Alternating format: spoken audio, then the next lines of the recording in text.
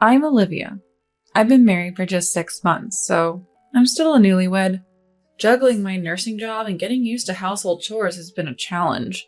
I met my husband Jackson at a cycling club. We enjoy bike rides together on weekends. Our relationship feels like an extension of our friendship. We do argue, but once we've said our piece, we quickly make up. It's like we're characters from a lighthearted comic. But there are people around us who act like villains from a drama, and it's really draining. Oh, I'm sorry. It seems I only ordered steak for 4. When we visited Jackson's parents' house for a weekend family dinner, my mother-in-law had a typical passive-aggressive surprise waiting. Such an oversight on my part. We've always been 4, so it's understandable. My father-in-law and sister-in-law, Isabella, chuckled. I'm sorry, Olivia. We have some bread I baked yesterday. You can have it with jam. Even though she pretended to forget, she's pushing leftovers on me. It's unbelievable. This is the 3rd time she's done this. Jackson, who believed his mom's oversights the first 2 times, is now clearly annoyed. I'll eat the bread, Olivia. You have the steak. That's not how it works. You're the one supporting your wife. How many times have I told you Olivia earns as much as I do? If someone's not working, maybe you, Mom, should eat the leftover bread.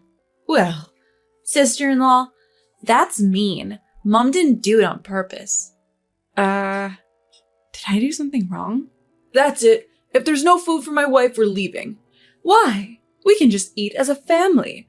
My family includes Olivia. If you can't understand that, we won't be visiting for a while. Okay, let's split my steak. Olivia, is that okay? No thanks. Ugh! Eating in such an unwelcoming atmosphere feels like torture. We left, shaking off the clingy mother-in-law and Isabella. Thankfully, they hadn't tampered with our belongings. This has been the norm since our wedding. Mother-in-law and Isabella openly harass me while father-in-law smirks. When confronted, they play innocent. They even do it in front of Jackson. I wonder if they're trying to rope Jackson into their mean games. But miraculously, Jackson turned out okay despite his family. The kind-hearted Jackson who initially believed his mom and sister is now fed up with their antics against me. He's clearly on my side. I'm not the submissive type, so I don't feel the need to get along with Jackson's family at the expense of my well-being. I'll stand my ground, which seems to infuriate them even more. Interacting with them is just exhausting. After discussing with Jackson, we decided I wouldn't visit his parents' house for a while. But they had other plans. They can't resist tormenting a daughter-in-law they disapprove of. Hello, sister-in-law. Olivia, how have you been? A month after the steak incident, while Jackson was at work, mother-in-law and Isabella showed up at our place. Isabella, mother-in-law, what brings you here? Don't be so guarded. We're sorry we forgot to order your steak last time. We brought a cake as an apology. Would you like to share it with us? Really? There are 3 pieces. I checked, so don't worry. I really didn't want to, but after all, they're Jackson's family. It's rare for them to apologize, and I don't want to cause a scene and disturb other condo residents. Plus, I'm just off a night shift and I don't have the energy to argue. Reluctantly, I let them in. Wow, it's quite a mess in here. I regretted inviting them in just a minute after. The second round of passive-aggressive comments towards me had already begun. We've been busy with work and didn't expect any guests. You should always keep it clean. Do you want to get Jackson sick? Exactly. Our house is always clean because Mom takes care of it. That's what a wife should do, right? Clean? Sure, whenever I visit my spouse's parents' house, it's spotless, almost unnaturally so. But their closet? Jam-packed to the point the door was half open. I wanted to point that out, but I just wanted them to leave, so I quickly served the cake. If you can't handle housework, why not quit your job? I can. It would be a burden on my coworkers. Don't worry, everything will be fine, even without you, Olivia. How can someone who's never worked say that? Oh, how about moving in with us? I can teach you all the duties of a wife, and I'll even let you work. That sounds great. I'd love to get closer to my sister-in-law.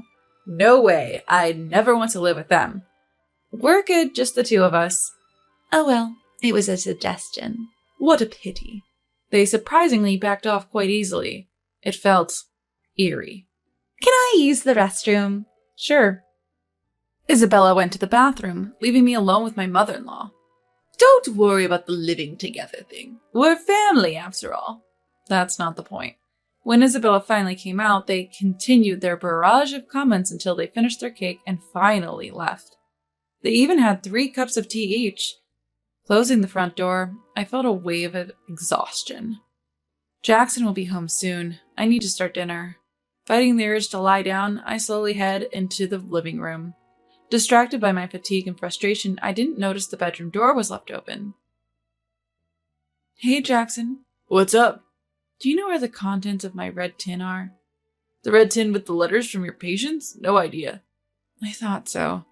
That night, after my in-laws' unexpected visit, I noticed the contents of a tin in my bedroom were missing. This tin held letters from patients I had cared for. I had been organizing these letters in my bedroom just before they arrived. I was preparing dinner right after they left, so I didn't check the bedroom until bedtime. I had completely forgotten about it. But now, the contents were gone. All that was left was the red tin. I thought maybe I had taken it to the living room, so I searched everywhere but couldn't find it. After a night's sleep, I searched again but still couldn't find it. Then it hit me. Yesterday, Isabella's bathroom break was unusually long. Could it be? I quickly grabbed my phone and called my mother-in-law. Oh, a call from Olivia. That's rare. Even over the phone, I could tell she sounded oddly cheerful. I'm sorry, but I can't find a bundle of letters from my patients since yesterday. Do you know anything about it? Oh, you've lost something so important. How careless. I don't know, but I'll ask Isabella. After a while, Isabella came on the line. Sister-in-law, I'm sorry. I might have thrown it away. What? My worst fears were confirmed, and I felt sick. I tidied up your bedroom a bit when I went to the bathroom. I didn't ask you to. It was messy and it bothered me. That doesn't give you the right to go into my bedroom and throw away my things. I'm sorry, I get so engrossed when I start cleaning. People often tell me I'm naturally eccentric. What does that even mean? Olivia, Isabella didn't mean any harm. It's your fault for not keeping your room tidy in the first place. I can't believe. I think we should move in together. I can teach you how to clean properly. We're both a bit forgetful, so you must be worried, right? We can support each other. My mother-in-law laughed, and I could hear Isabella laughing in the background. There's no point talking to them. I need to look for the letters. Goodbye. I hung up, feeling defeated.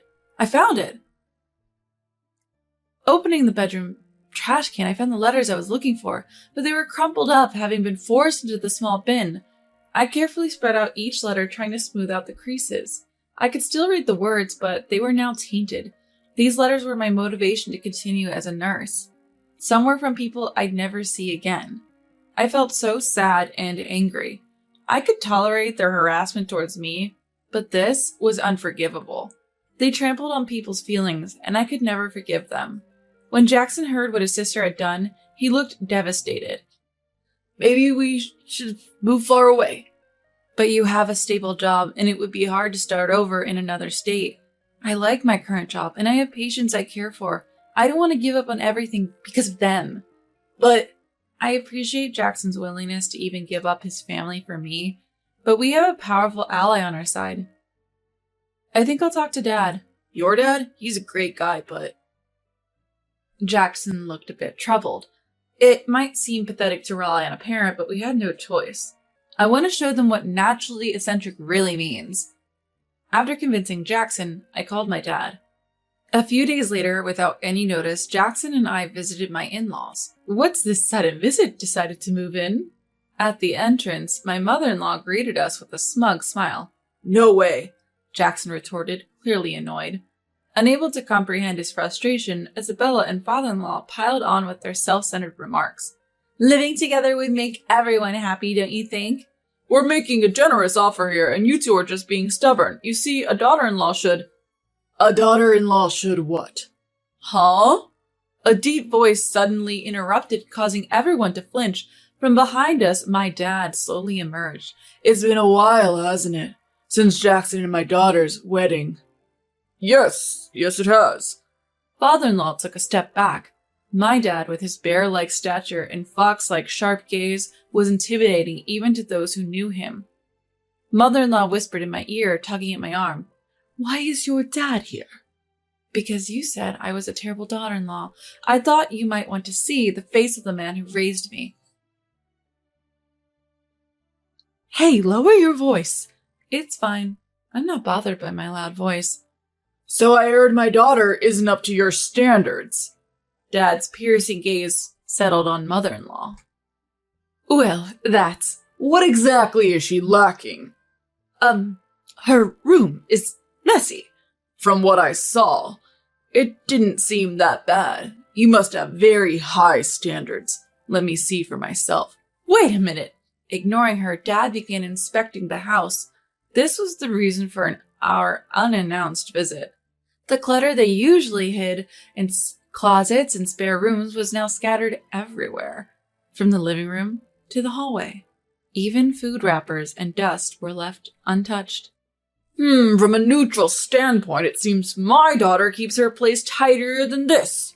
Dad tilted his head, puzzled. But you came unannounced. Oh? I heard you told my daughter she should always keep her place clean, even without plans. Your words don't match your actions. Well, if this is your standard of cleanliness, my daughter is just fine. No need for you two to live together. Deciding that was enough, Dad headed for the exit. Wait! Isabella tried to stop him. Despite being momentarily intimidated by his glare, she looked up pleadingly. Sister-in-law is so mean. She blames us for small mistakes and keeps rejecting us.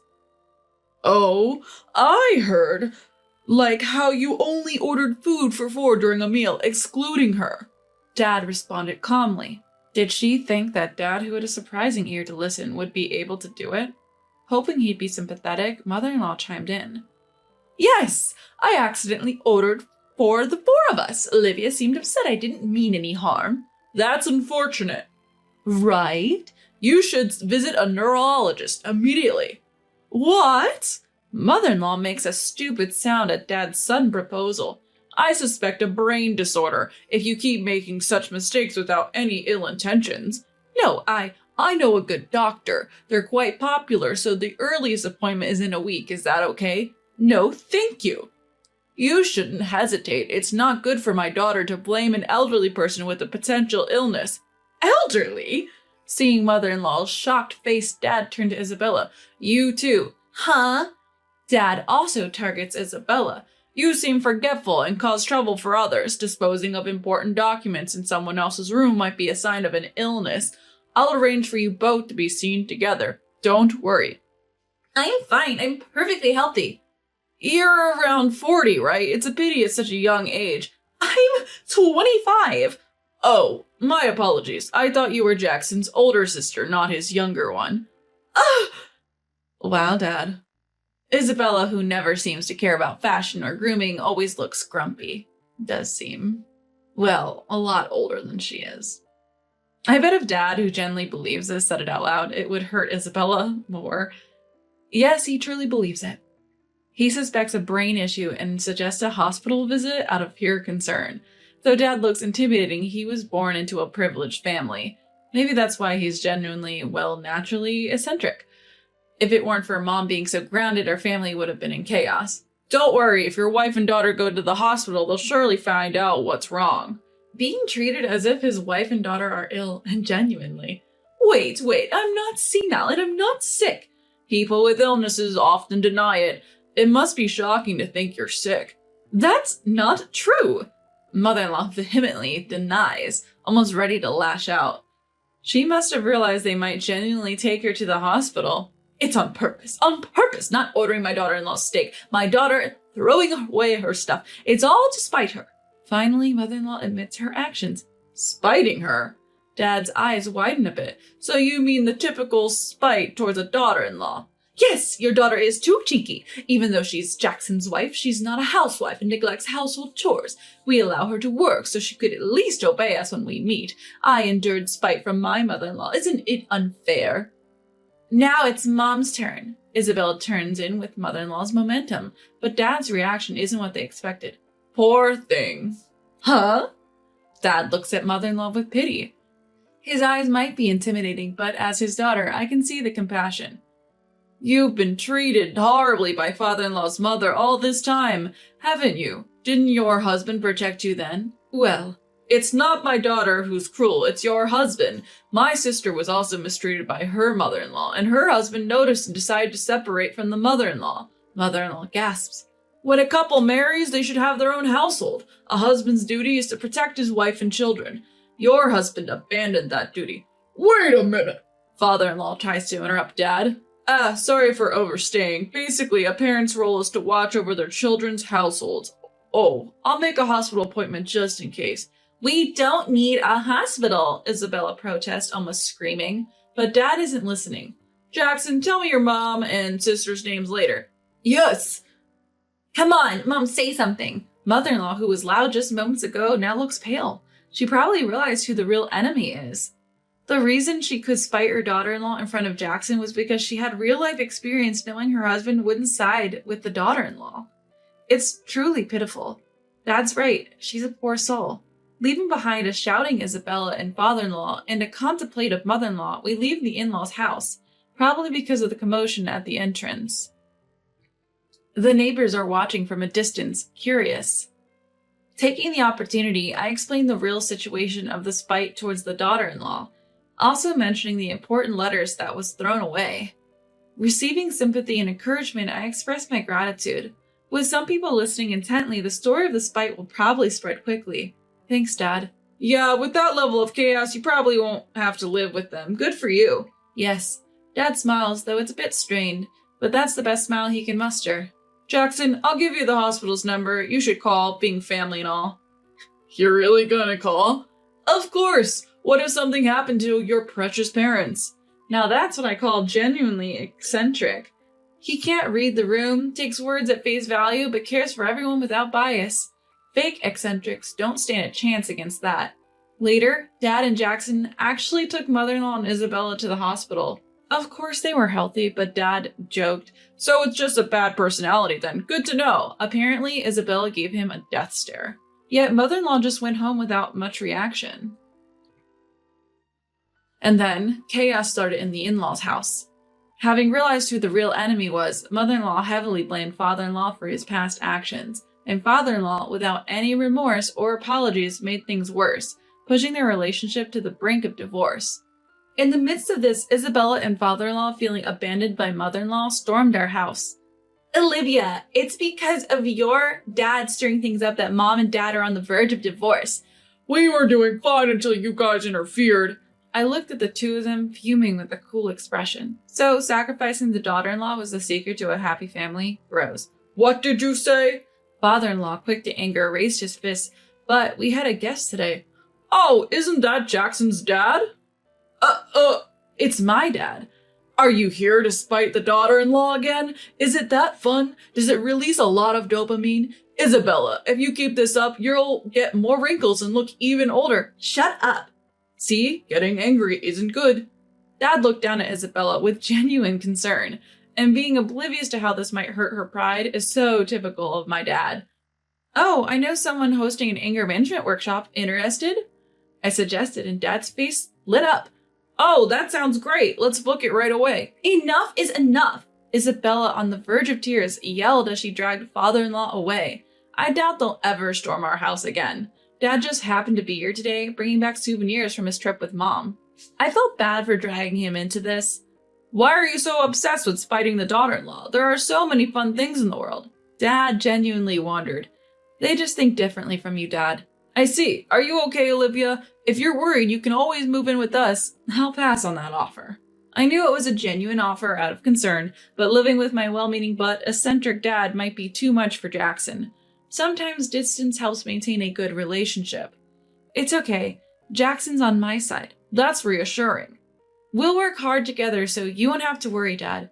Jackson and I are solid, because unlike mother-in-law and her family, we've a bond that they lack.